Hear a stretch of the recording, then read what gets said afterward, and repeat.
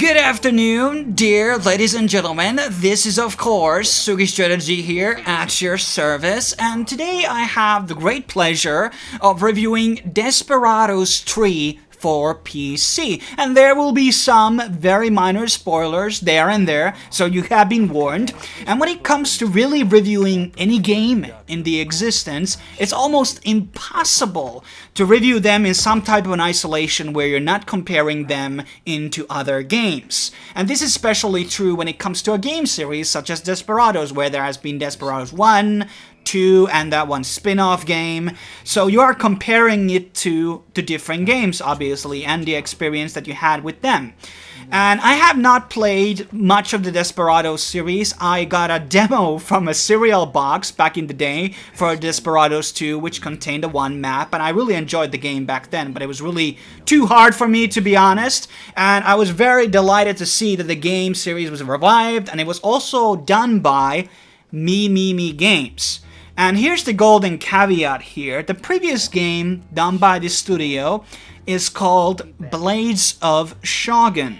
And I will be making a lot of comparisons with that game and with Desperados 3 because these two games are almost identical.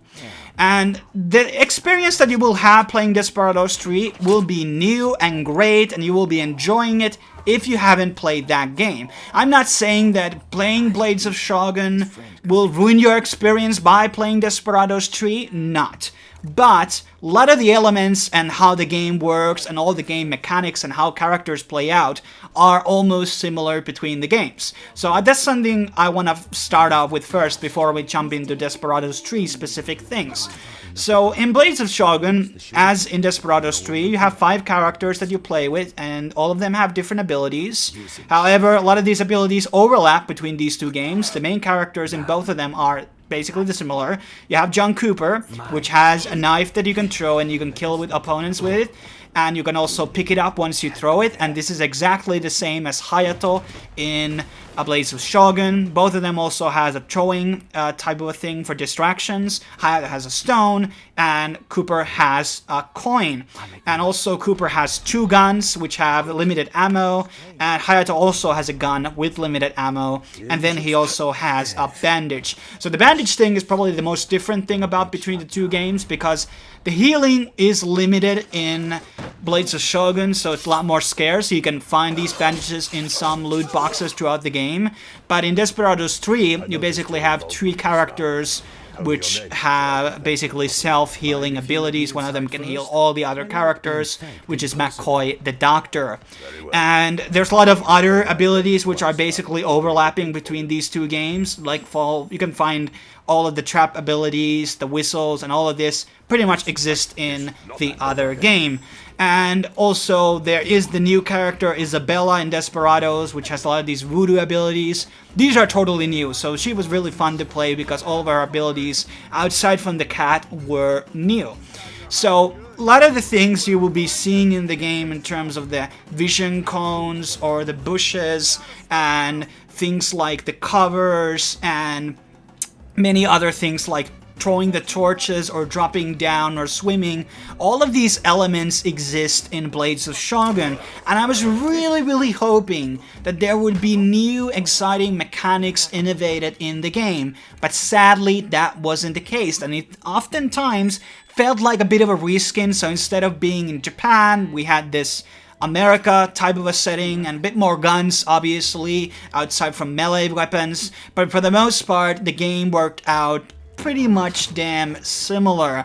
One of the things also I was surprised about was Kato Hara's character, which is ability to pick up a costume and she can walk between enemies in the area. In Blades of Shogun, I don't remember her name in that one, but she had like multiple different dresses in certain maps, and she could enter different areas with a different outfit. And that's something I would have maybe wanted to see in this game, but it's not like a big of a deal because I don't really play with Kate anyways. So that's what I'm kind of trying to tell you guys, is that when you compare things to like self-plagiarism, when somebody writes an amazing book and then it turns out that he wrote a similar book in the past and borrowed a lot of his own ideas, what I'm kind of saying that a lot of the things I saw in this game weren't really new. and outside from obviously story and the setting. So I wanted to see new game mechanics, which I'll talk about end of this review. Sorry for derailing this review. Obviously this is important information for the people who have played Blades of Shogun, so I thought I would tell you this because it's important. So let's talk about Desperados 3. So the main premise of the story is revolving around revenge. And it's not really super complex type of a story or this magnificent experience. I do like certain character interactions in the game. McCoy's sarcasm and nihilism is kind of great, and I enjoy it. And then you have his interactions with Isabelle, and those are great too. And Hector can be occasionally throwing out some one-off jokes, which are not really that funny, but I think they will strike a match with some of the players. And then you have kind of Cooper, who is this sort of the main guy here, out for the revenge. And then you have Kate, who is kind of like tag-along, you know, mistress or girl. I wanted her to be a bit more sexual, to be honest. I feel like other designs, the way I remember in the previous game, in Desperados 2, is that she was a bit more sexual, a bit more naughty. And that's what I was kind of expecting with her in this game, and maybe she matures a bit in the next game. Also have to understand that this is a prequel. Desperados 3 is the beginning of the story. In Desperados 1 and 2, Kate and McCoy have already met Cooper. And there's also like new characters in those games which are not making appearance in Desperados 3. As I said, it is it's a stealth game with real-time tactics. You have this ability to basically plan out your moves that you're going to be doing, like in Blades of Shogun, so you can interact all the characters, kind of like do their activities at the same time. This is like a pre-planning mechanism. I didn't use this at all, by the way, throughout my gameplay. I didn't want to use it. You have to use it in the very final map, though. So I was kind of had to break that, but I prefer to play it my way, my style, and I'm glad that there was a way to do it. Played the game through mouse and keyboard. I don't remember if I played Blades of Shogun on a controller, but I'm pretty sure controller experience is going to be great. In some ways, maneuvering the characters in console controller is probably going to be much more fluent. So it depends on really what type of things you're accustomed to. So it definitely could work on either way, in my opinion. The game is around 20 hours long. It's broken down into 3 different chapters. Chapter 1 and 2 are, introducing new elements to the game. You get the 5th character on the chapter 2, basically, and that's where in the middle way of chapter 2 the game stops introducing new elements, and from that point onwards it's just going to be a lot more harder and a lot more enemies, and you have to think more about your moves, basically. And I like the variety of the stages. You have like New Orleans, like the city map, and then you have these canyons and towns. You have the trains, obviously. You can't have a western without a train, right? And then you have like deserts and archipelago and forests and even swamps. And all of these maps are very beautiful. I would say that the graphics are a bit better than in Blades of Shogun. It seems that the engines are same. The camera work is pretty nice, and the FPS is really great. You have to utilize the quick save and quick load system. Quick load works really fast, which is really nice. And it's just really, like, gameplay wise, it's almost perfect. One problem I had is that when you kill a character, enemy character, or even a civilian next to an objective that you can interact with, there's a valve or let's say some type of torch. Sometimes clicking that torch instead of picking up the body up was kind of a bit of a hassle, so you can rotate the camera luckily, and then you can have a better grip on, the objective that you're trying to do. But often the times I was trying to pick up the torch, and then it turns out to pick out the enemy, and then I get aggroed by the enemies and they start shooting me and I'm dead. So that's the only gameplay problem that there really is, outside from one thing I want to talk about on the latter part of the review. So the game, as difficulties go, it's pretty great. I think the easy mode even gives you a lot of difficulty. There are some broken elements like Hector, which reminds me of the samurai in Blades of Shogun, so he can just tank a lot of damage. He has the most amount of health out of all the characters, and he just has this whiskey that he can take, which heals all of his HP. And this is pretty broken because you can just pull out 10 enemies and then you just get him into a cone, and your shotgun kills everybody on a cone. It's one-shots everybody except these long coats, which are like these elite enemies in the game. There's like 3 enemies, elite coats, ponchos and the normal mobs. And there's a bit more of them in Blades of Shogun, I remember, so I wish they maybe would have put some variety. In the latter parts of the game, there could have been like a new enemy introduced, which is a bit more harder to deal with.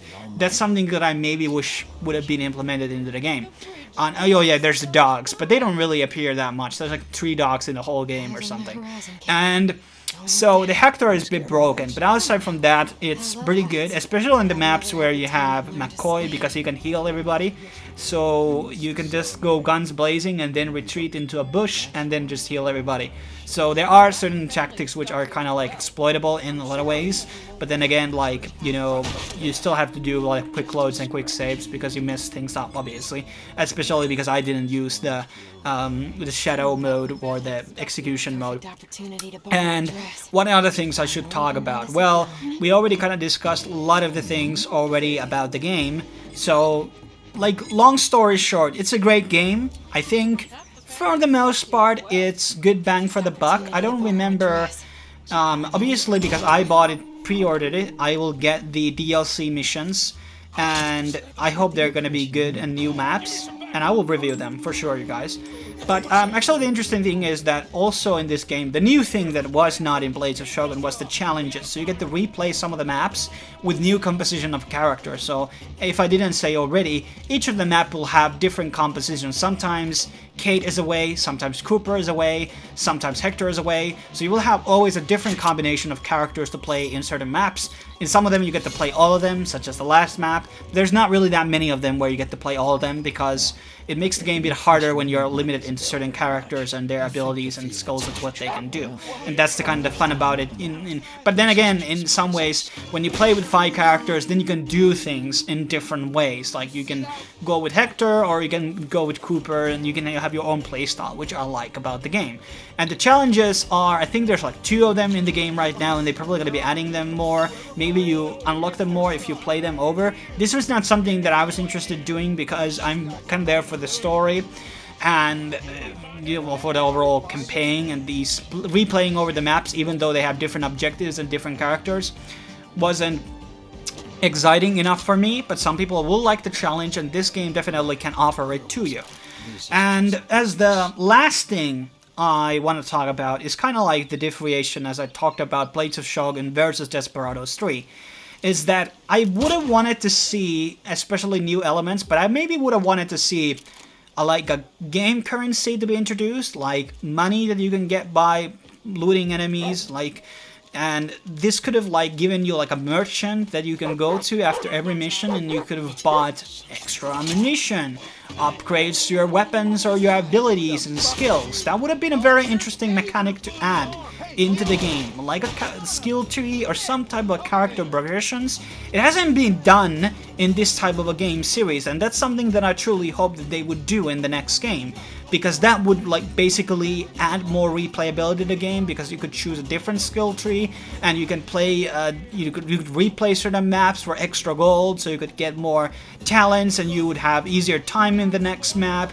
These type of things would be really cool, and that's something that I kind of got a bit tired of as you get into the chapter 3, because I already seen all of these repetitive game elements going on already. It's just that there are more enemies basically, and it just takes a bit more time to grind out the maps, and that's because obviously you get to already see that in Desperados 3, but I already saw that in Blades of Shogun. So yeah, maybe I would have wanted to see those elements, and that would have made it more incentives for me to grind those maps again in those different settings if there was type of a gold currency. I'm not really for the achievements, especially on Steam. In consoles I like to collect them more, but yeah, I maybe would have wanted to have that character progression system or some type of shop system. It would have been very fitting for the game, because there's all types of merchants in the Wild West. But overall, it's a great game, and it's going to be a great experience, especially for the people who don't come from the Blades of Shogun background. Is it a lot of difference to the original Commandos and Desperados games? I think it's a lot more fluid, the controls are better. In Commandos, you had this thing where you could have auto fire, and there was no bullets in Commandos, by the way, at the same time, so you could leave the characters on clone and like target a certain position, and if the characters would walk there, they would automatically shoot them. This type of a capability is not available on Desperados 3, so it differs in that way. But I mean, I don't hate the game engine. That the game engine is great, it's just that we wanted to see new things to be added into this game, which would have been different from Blades of Shogun, and I also would have wanted to see that character progression system. Then it would have been a 10 out of 10 game for me. But as I said in the beginning, this game, I couldn't just review it in isolation and forget that Blades of Shogun ever existed, so I just have to compare them too, because this is a form of self-plagiarism in my opinion, where the game is also just basically a reskin of an existing game, because the elements are almost identical and so is the game engine. But sorry for repeating myself over and over again, I thought that was an important point and brings a bit of perspective into the existing reviews, which didn't talk about that game, by the way.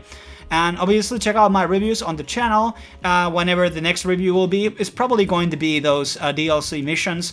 Let's hope that they're going to be not replaced over the existing maps. We're going to be seeing something new.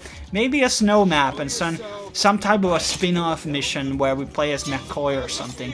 And new character would be a fucking banger too. But I don't think that's going to be a thing. Thanks for watching. I will see you guys on the next review. On the next